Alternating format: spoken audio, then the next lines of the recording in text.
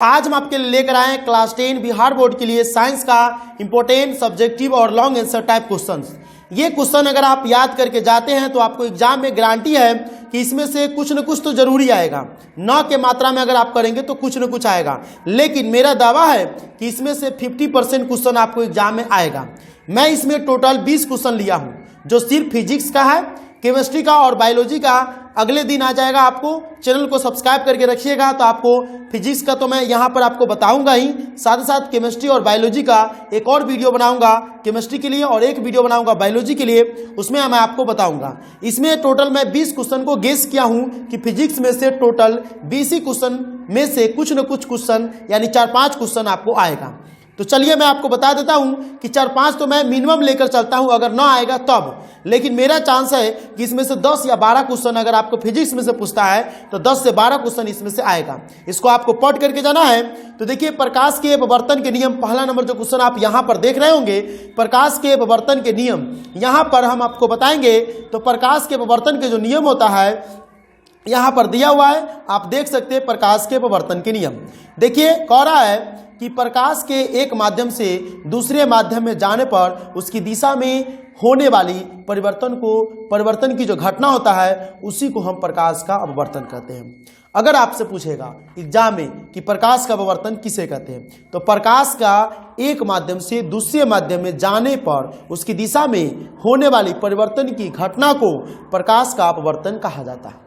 ये आपका क्लियर है। अपवर्तन के नियम क्या होता है, तो आपतित किरण, अपवर्तित किरण और आपतन बिंदु पर अभिलंब तीनों एक ही तल में होते हैं।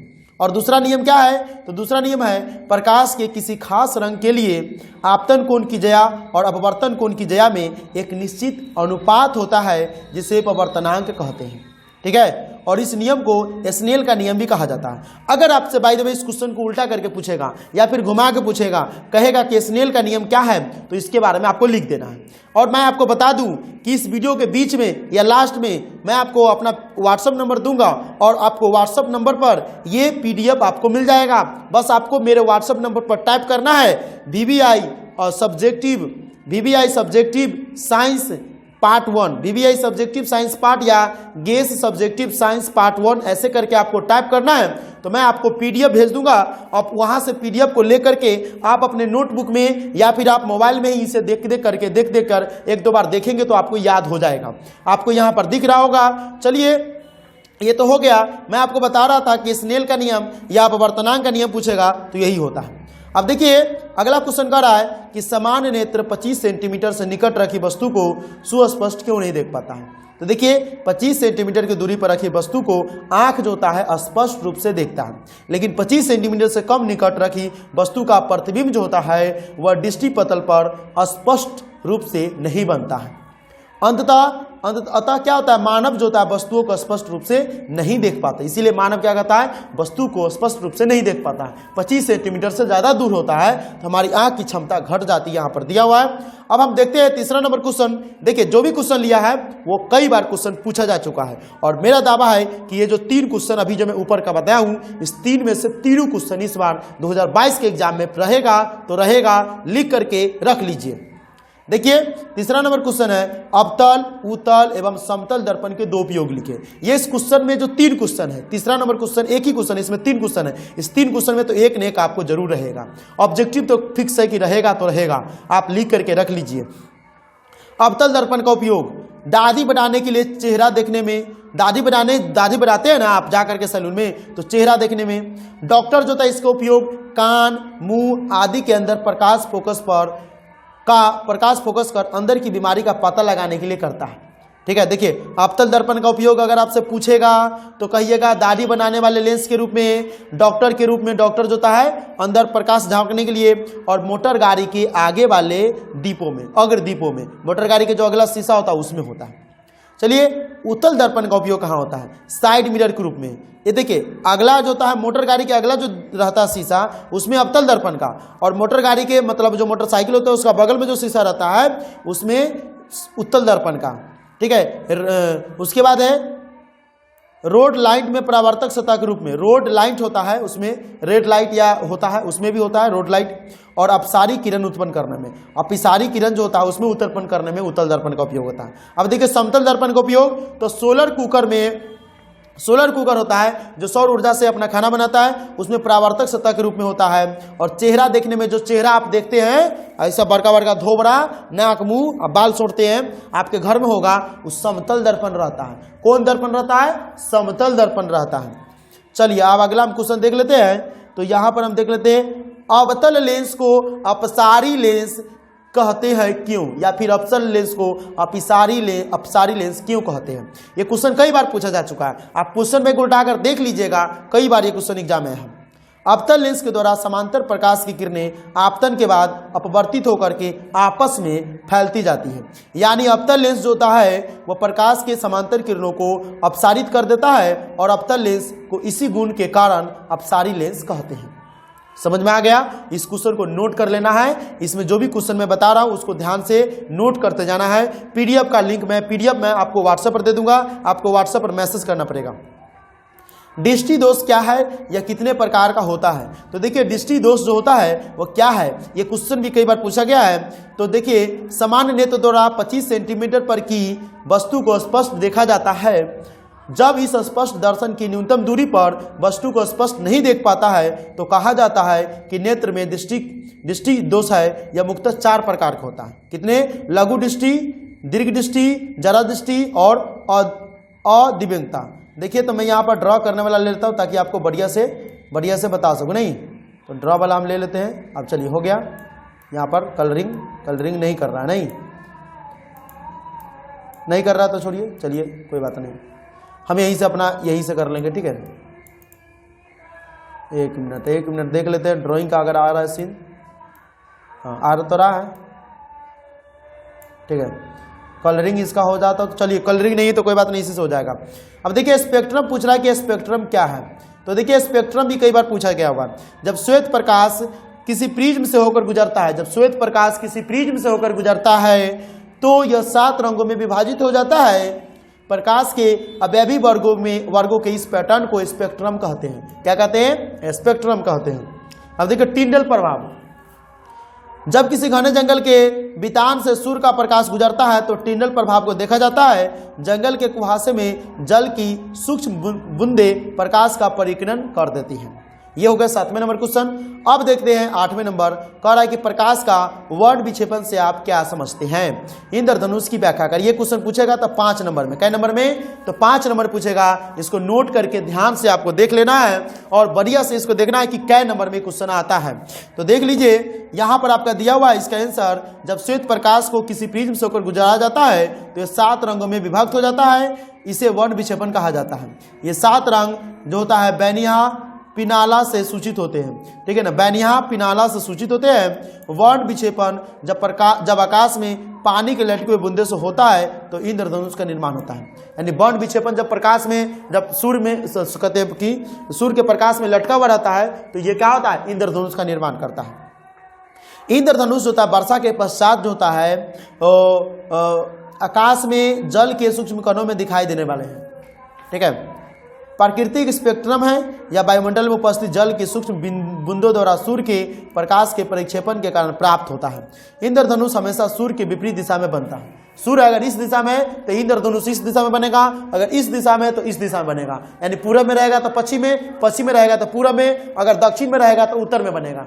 समझ में आ रहा है? अपोजिट साइड में इंद्रधनुष बनता है।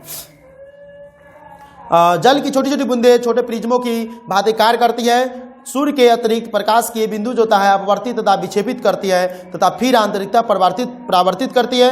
अंततः जल की बूंदे से बाहर निकलते समय प्रकाश को पुनः अपवर्तित करती है। प्रकाश की परिक्षेपण तथा आंतरिक परिवर्तन के कारण विभिन्न वर्ण विक्षेपण के नेत्रों तक पहुंचते हैं। उन्हें आकाश में 7 रंगों का बैंड इंद्रधनुष के रूप में दिखाई पड़ता है।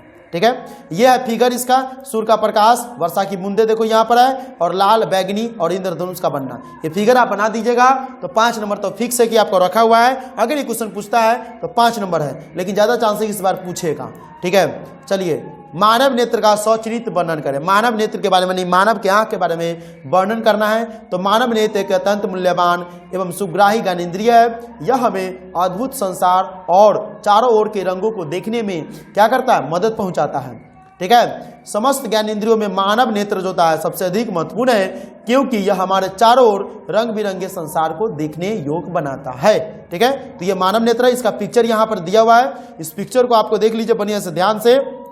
यही आपका पिक्चर है, इस पिक्चर को आपको बना देना है और इस पिक्चर के बाद इसके बारे में आपको डिटेल्स में लिख देना है और ये आपका 5 नंबर में आ जाएगा। अगर ये पूछेगा तो 5 नंबर पूछेगा। ठीक है, लेकिन ज़्यादा चांस है कि पूछेगा, इसलिए इस तरह के क्वेश्चन को कम से कम देख के जाइएगा। नहीं समझ में आएगा तो फिगर को कम से कम जरूर देख के जाइएगा।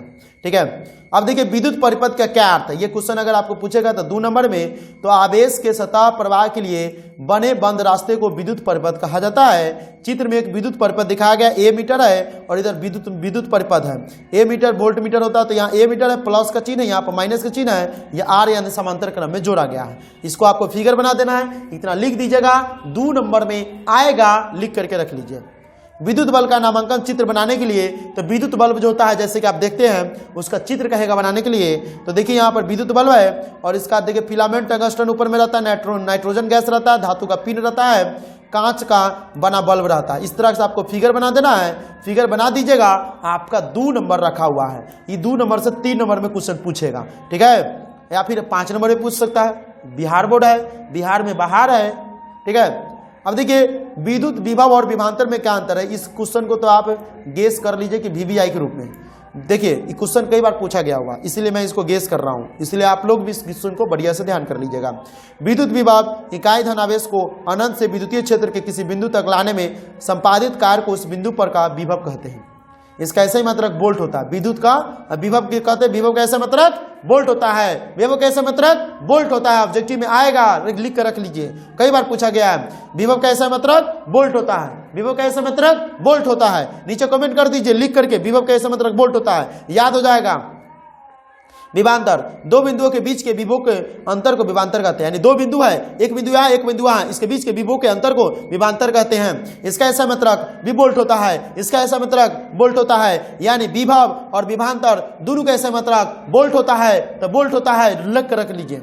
चलिए 13 नंबर क्वेश्चन है, प्रतिरोधों का समूहीकरण। प्रतिरोधों का समूहीकरण क्या है, विद्युत परिपथ के साथ वर्णन करें। देखिए यहाँ पर यह फिगर दिया हुआ है। विद्युत परिपथ में प्रतिरोधों को 2 प्रकार से संयोजित किया जाता है, श्रेणीबद्ध संयोजन और पार्श्वबद्ध संयोजन। इसको लिख लेना है, फिगर बना लेना। देखिए यहाँ पर जहाँ पर फिगर है, इस फिगर को आपको बना देना है और नीचे लिखना है विद्युत परिपथ में R1 प्रतिरोध श्रेणीक्रम संयोजित है, जबकि R2 और R3 प्रतिरोध पार्श्वबद्ध संयोजित है। अतः विद्युत परिपथ में प्रतिरोधों के क्रमबद्ध संयोजन को ही प्रतिरोधों का समूहीकरण कहा जाता है। इसको लिख लीजिए, ये क्वेश्चन कई बार पूछा गया हुआ है, लेकिन ज्यादा उतना वीवीआई नहीं है, लेकिन हो सकता है पूछ भी दे। 14 नंबर, विद्युत धारा के चुंबकीय प्रभाव से संबंधित दक्षिणी हस्त अंगूठा का नियम लिखे। कई बार पूछा गया हुआ है। देखिए दक्षिणा हस्त अंगूठा का नियम कहता है, जब दाहिने हाथ तर्जनी अंगुली, दाहिने हाथ जो तर्जनी अंगुली, माध्यमा अंगुली और अंगूठा इस प्रकार फैलाता है, इस प्रकार फैलाता है। ठीक है, तो तीनों अंगुली जो होता है एक दूसरे के साथ लंबवत अगर हो जाता है। अगर तर्जनी अंगुली चुंबकीय बल की दिशा की ओर है, तब अंगूठा जो होता है चुंबक की गति की दिशा की ओर इंगित करता है, तो माध्यिका अंगुली प्रेरित धारा की दिशा को इंगित करता है।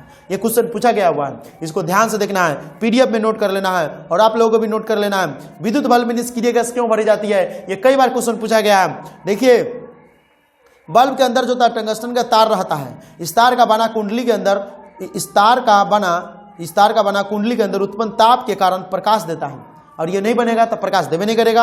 अगर बल्ब में ऑक्सीजन उपस्थिति होगी तो कुंडली ऑक्सीकृत होकर जल जाएगा, इसीलिए ऑक्सीजन उसमें नहीं डाला जाता है और बल्ब जो होता है फ्यूज हो जाएगा। यही कारण है कि बल्ब के अंदर निष्क्रिय गैस मतलब अक्रिय गैस होता है, हीलियम, नियोन, आर्गन, कैप्टन, रेंडन होता है, उसमें से नाइट्रोजन को इसमें डाला जाता है। निष्क्रिय गैस होता है, एक अक्रिय गैस होता है, सॉरी एक निष्क्रिय गैस होता है। तो अक्रिय गैस को नहीं, निष्क्रिय गैस को मतलब नाइट्रोजन, आर्गन, कैप्टन, जेनन, रेंडन ये सब होता है, उसमें से नाइट्रोजन को इसमें डाल करके बनाया जाता है।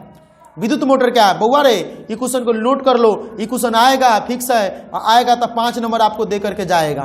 ठीक है। अगर ये क्वेश्चन आपको आता है तो 5 नंबर दे करके जाएगा, इसीलिए इसको ध्यान से नोट करना है और इसको बढ़िया से VVI कर लेना है। आपके जो टीचर लिखाए हैं विद्युत मोटर क्या है उसको रट जाओ, अगर रट लिए हो तो रट जाओ, नहीं रटे हो तो उसको किसी भी तरह रट जाओ।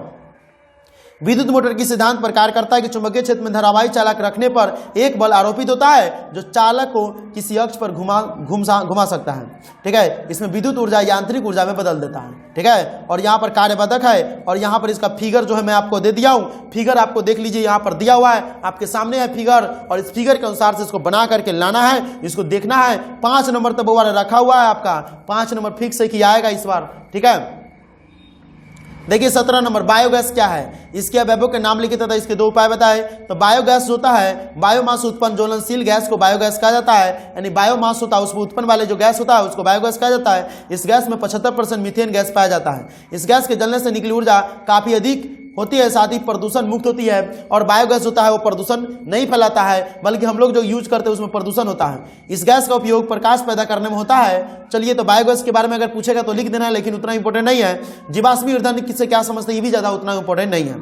जीवाश्मी ईंधन जो था ऊर्जा का अनवीकरण स्रोत है, कोयला, पेट्रोलियम तथा प्राकृतिक गैस होता है, जीवाश्मी ईंधन की श्रेणी में आते हैं। यह ईंधन करोड़ों साल बाद बनता है। यह ईंधन क्या करता है, करोड़ों साल बाद बनता है। इसकी सुरक्षा करना आवश्यक है, इसकी कमी को तत्काल भरपाई करना कठिन है और नियंत्रित दर से खर्चा करना चाहिए।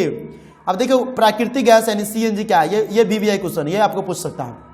उच्च दाब पर जब प्राकृतिक गैस को द्रव रूप में संग्रहित किया जाता है तो उसे CNG कहा जाता है। प्राकृतिक गैस और CNG का उपयोग वाहनों में ईंधन के रूप में किया जाता है, वाहनों में ईंधन के रूप में किया जाता है। समझ में आ गया, ये क्वेश्चन VVI है, इसको नोट कर लीजिए। 20वां नंबर क्वेश्चन और इसका लास्ट क्वेश्चन है। वीडियो पसंद आ रहा है तो लाइक कर दीजिए, चैनल को सब्सक्राइब कर लीजिए, इस वीडियो को अधिक से अधिक शेयर कीजिएगा। और मैं आपको व्हाट्सएप नंबर बताऊंगा। देखिए ताप जो होता है विद्युत उत्पादन की प्रक्रिया को निर्देशित करने के लिए एक मॉडल प्रस्तुत करे और इसका फिगर बनाए। ये ज़्यादा इंपॉर्टेंट नहीं है, मैं आपको बता दिया हूँ। अगर हो सकता, क्योंकि बिहार में बाहर है, कोई भी क्वेश्चन का परिहार है, मतलब कोई भी क्वेश्चन पूछ सकता है। ससुराल का मालूम नहीं कि कौन क्वेश्चन पूछना चाहिए, क्योंकि हर बार एक ही पिछले क्वेश्चन पूछता है। तब हो सकता है कि पूछ भी दे, नहीं पूछे, लेकिन पूछ सकता है, तो आपको तो ये नहीं लगेगा कि मैंने नहीं बताया था। देखिए यहाँ पर आपको कह रहा है ताप विद्युत उत्पादन की प्रक्रिया को निर्देशित करने के लिए एक मॉडल जो है प्रस्तुत करने के लिए कह रहा है। तो देखिए भाप नली यानी कुकर बना देना है, जलवाष्प बना देना है, डायनामो बना देना है, और यहाँ पर टेबल टेनिस बॉल में धातु की पंखुड़िया हो गया, और ताप विद्युत उत्पादन को प्रदर्शित करने के लिए मॉडल हो गया। अब बात रह गया कि वीडियो को लाइक किए हैं कि नहीं किए हैं, तो वीडियो को जल्दी से लाइक कर दीजिएगा और चैनल को सब्सक्राइब कर लीजिएगा। और 10वां वाला जो भी आपका पार्टनर होगा वो पार्टनर को व्हाट्सएप पर वीडियो शेयर कर दीजिएगा, बड़ा नाम लेगा आपका। अब देखिए हम व्हाट्सएप नंबर अपना शेयर करते हैं, कॉल उल मत कीजिएगा। 88 73 21 0713 इसी पर आपको कॉल करना है। यहाँ PDF में आपको जो है मिल जाएगा, PDF आपको जो है 24 घंटा के अंदर में दे दिया जाएगा। यानी अगर ये सवेरे 10 बजे वीडियो लाइव होता है, सब दिन सवेरे इस चैनल पर 10 बजे वीडियो लाइव हो जाता है, तो शाम के 7 बजे तक या फिर आपको मिल जाएगा। शाम के 10 बजे से लेकर के 7 बजे के बीच में अगर आप मैसेज करेंगे तो ये PDF आपको व्हाट्सएप पर प्रोवाइड करा दिया जाएगा। आज के लिए इतना ही, मिलते हैं अगले वीडियो में। जय हिंद, जय भारत।